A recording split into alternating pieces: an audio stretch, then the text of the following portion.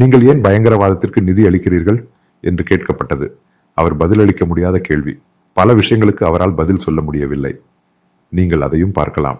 இந்த கத்தார் ரசிகர்களும் சூடானவர்களும் பார்க்கலாம். ஏன் இந்த அல்தானி இப்படி ஒரு இன்டர்வியூ கொடுக்க வேண்டியதாயிற்று? காரணம், அவர்கள் அமெரிக்காவை பயப்படுகிறார்கள்.